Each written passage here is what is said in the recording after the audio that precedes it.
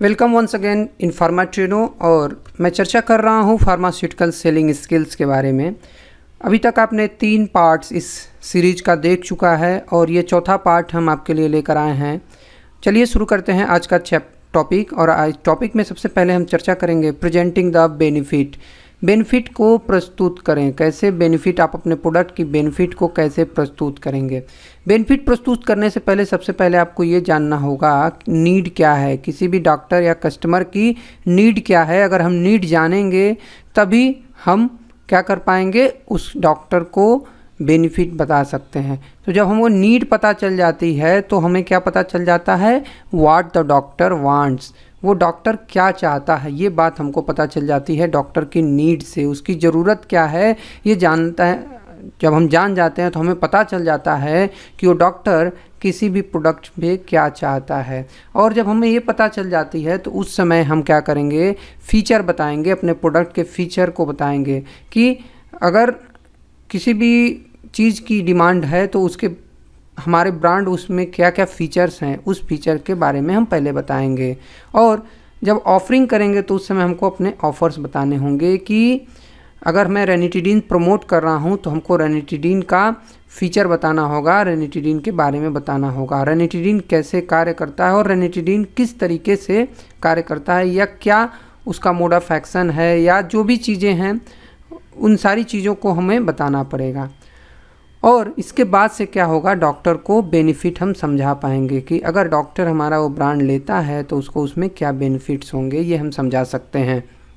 और इस तरीके से क्या होता है, डॉक्टर के क्वेश्चन सॉल्व होता है कि डॉक्टर किसी भी ब्रांड से क्या चीज़ पा जाता है, वो क्या गेन करता है। ठीक है, नेक्स्ट।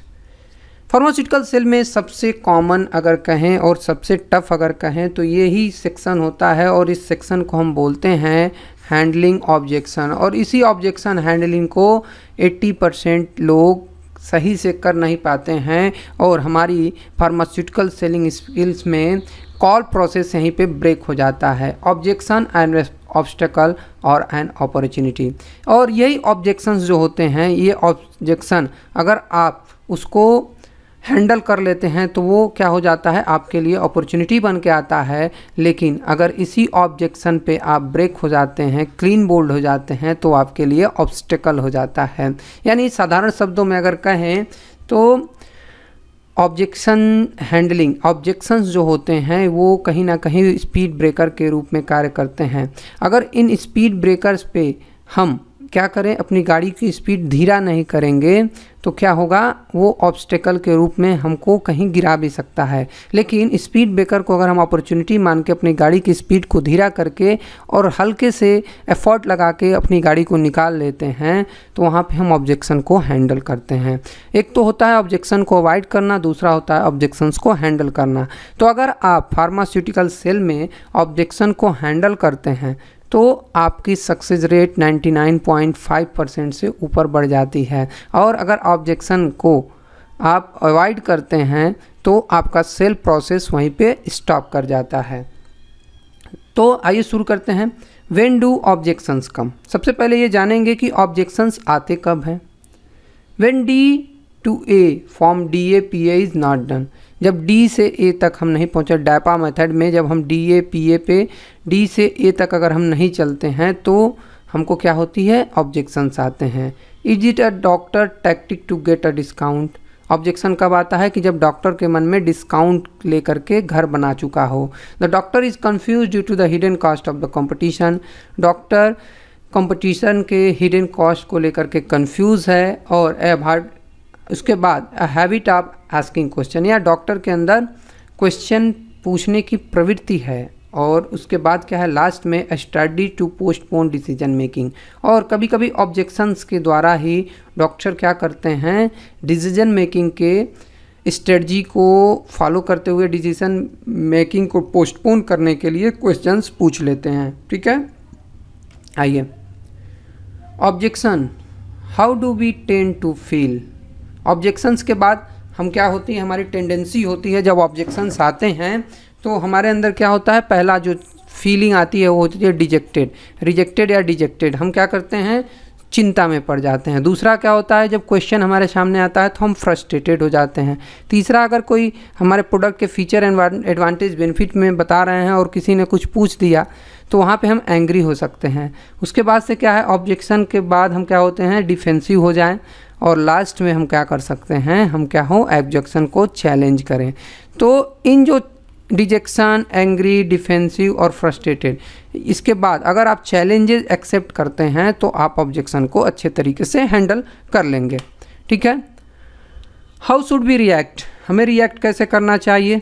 तो सबसे पहले जब भी ऑब्जेक्शंस हमारे सामने आए तो सबसे पहले हमको क्या करना होता है, पॉज करना होता है, विराम लेना होता है। दूसरी चीज़ें क्या होती है, डोंट गेट एग्रेसिव, हमें एग्रेसिव नहीं होना होता है। ठीक है। तीसरी चीज़ होती है स्टे काम, अपने आप को शांत रखना होगा। Do not disturb the customer, let him her speak first. सबसे पहले अपने कस्टमर को डिस्टर्ब न करिए। अगर वो क्वेश्चन कर रहा है तो उसको पहले पूरा क्वेश्चन कर लेने दीजिए और पहले उनकी बातों को अच्छे से सुन लीजिए। इसके बाद क्या है, डोंट गेट डिफेंसिव, अपना बचाव मत करिए, अपना बचाव मत करिए। यानी ऑब्जेक्शंस जब भी आपके पास आते हैं तो आप अपना बचाव ना करिए, बल्कि उसको चैलेंजेस मान के उसको एक्सेप्ट करना शुरू कर दीजिए। ठीक है। ऑब्जेक्शंस के प्रकार, काइंड्स ऑफ ऑब्जेक्शन, ऑब्जेक्शंस कितने प्रकार के हो सकते हैं? तो पहला है अनस्पोकन ऑब्जेक्शन। इस तरीके का ऑब्जेक्शन में कोई शब्द नहीं होता है। Objection that be here and can not answer, कुछ ऐसे ऑब्जेक्शंस भी होते हैं जिनको हम सुनते हैं लेकिन उनका आंसर नहीं दे पाते हैं। और तीसरा जो ऑब्जेक्शन होता है जिसको हम सुनते भी हैं और उसको आंसर भी कर पाते हैं। तो ऑब्जेक्शंस डिफरेंट तरीके के हो सकते हैं। अनस्पोकन ऑब्जेक्शन यानी कुछ ऐसे ऑब्जेक्शन हैं जिसमें कोई हमारी बात सुनने के लिए तैयार ना हो, ना ही कुछ कहने के लिए तैयार हो। दूसरा ऑब्जेक्शन में हम सिर्फ सुन पा रहे हैं, हम उसको आंसर नहीं कर पा रहे हैं। और तीसरे ऑब्जेक्शन में क्या होता है मेरे दोस्त, तीसरे ऑब्जेक्शन में हम सुनते भी हैं और आंसर भी करते हैं। ठीक है। Handling the unspoken objection.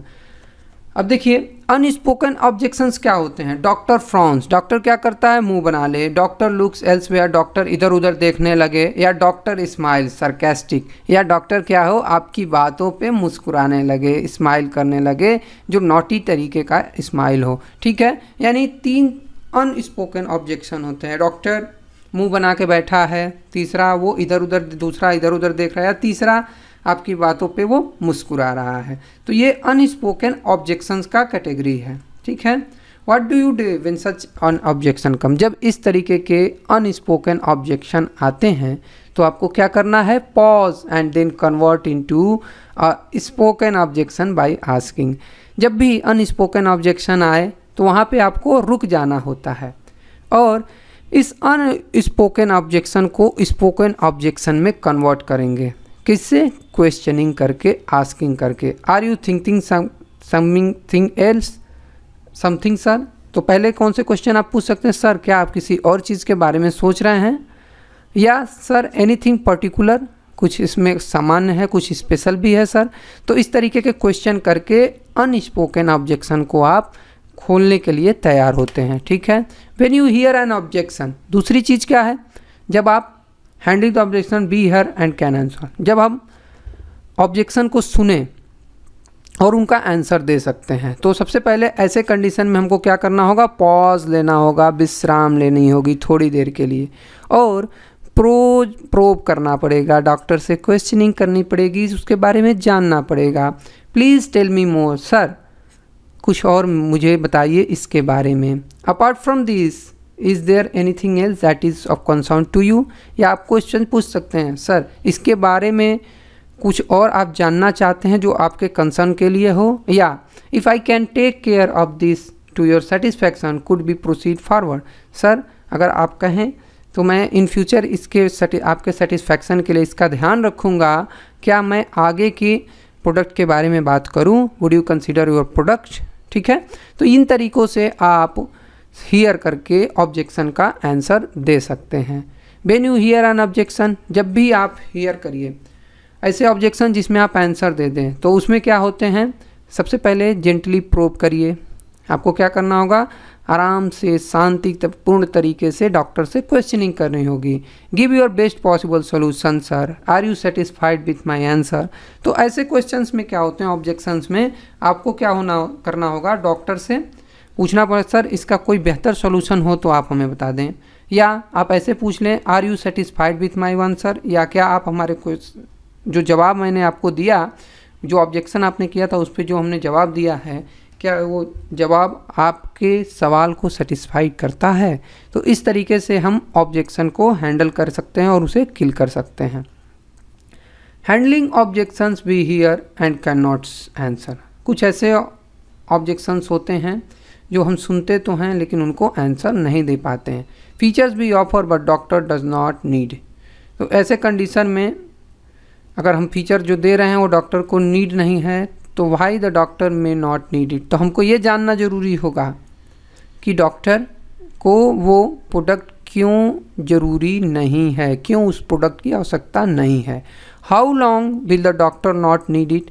और या तो हमको ये जानना होगा कि डॉक्टर उस प्रोडक्ट को कब तक नीड नहीं कर रहा है, कब तक ज़रूरी उसके लिए नहीं है। Will the doctor even need it in future. और तीसरा हमको ये सोचना होगा कि क्या डॉक्टर इस प्रोडक्ट को फ्यूचर में यूज करने वाला है, अगर है तो उसके बारे में भी हमें सोचना पड़ेगा।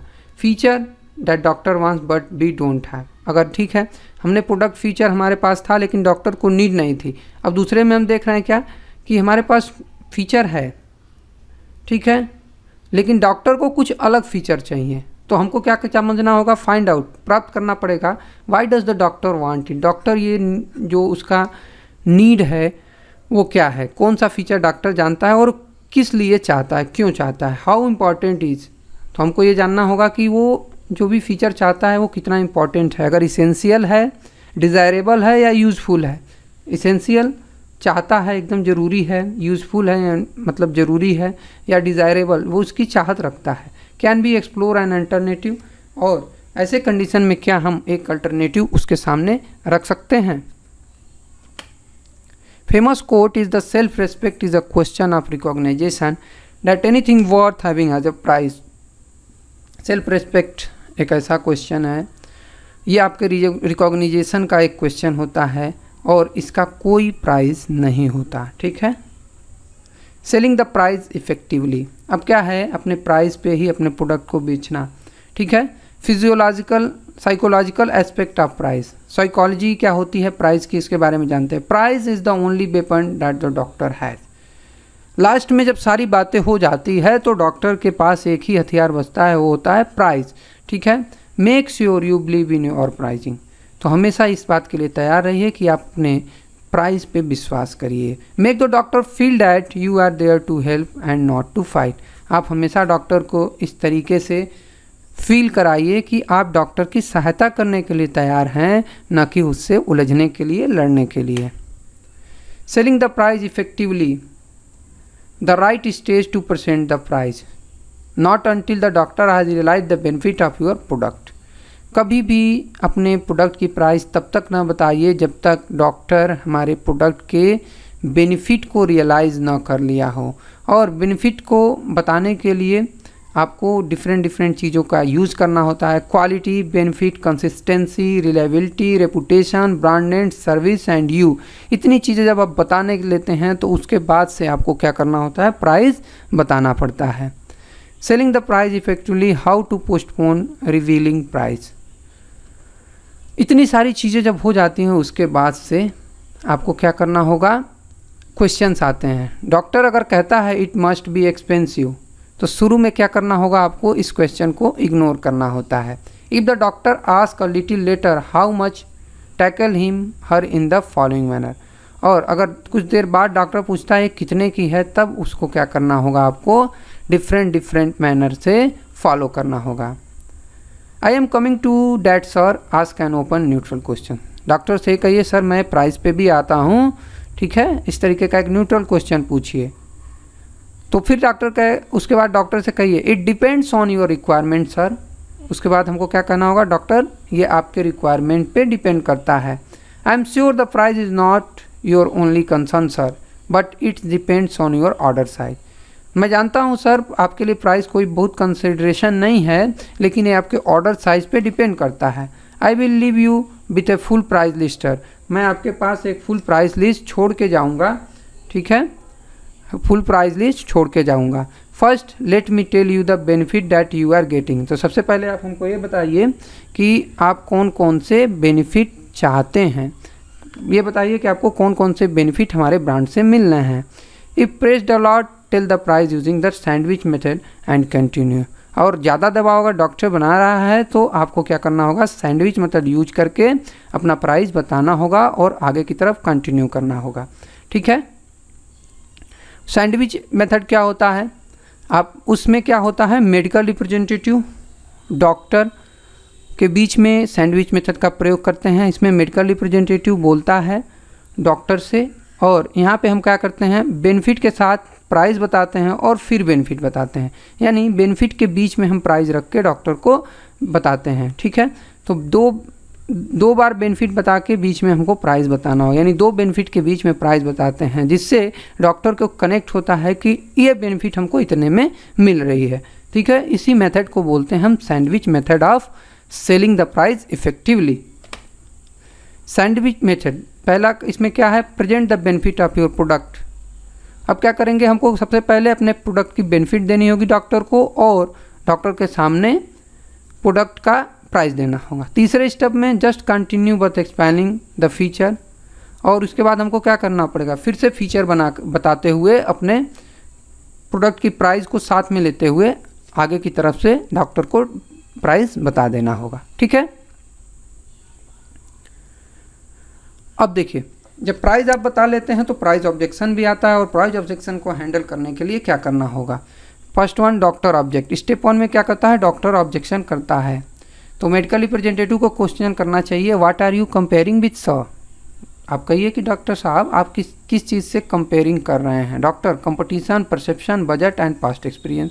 डॉक्टर कह सकता है कि मैं कंपटीशन को देखते हुए, या मेरे माइंड में परसेप्शन है, या बजट है, या पास्ट एक्सपीरियंस के कारण मैं ऐसा ऑब्जेक्शन कर रहा हूँ प्राइस की। थर्ड स्टेप में मेडिकल को पूछना चाहिए, how much is the difference we are talking sir. Sir कितने का डिफरेंस है। Doctor 20% the faster he says it's false. जितनी जल्दी से डॉक्टर कहेगा कि 20 जितना भी % बताएगा, जितनी तेज़ी से कहेगा वो गलत होगा। एक्सप्रेस द डिफरेंस, अब आपको क्या करना होगा, डिफरेंस बताना होगा। डेमोन्स्ट्रेट द बेनिफिट, स्टेप 5 में आपको क्या करना होता है, बेनिफिट बताना होता है, possible when compare to the difference. और कब तक, जब तक ये डिफरेंस से कंपेयर किया जाता है। To finish first you need to first finish, ठीक है। किसी भी चीज़ को पहले ख़त्म करने के लिए पहले से पहले ख़त्म करना होता है।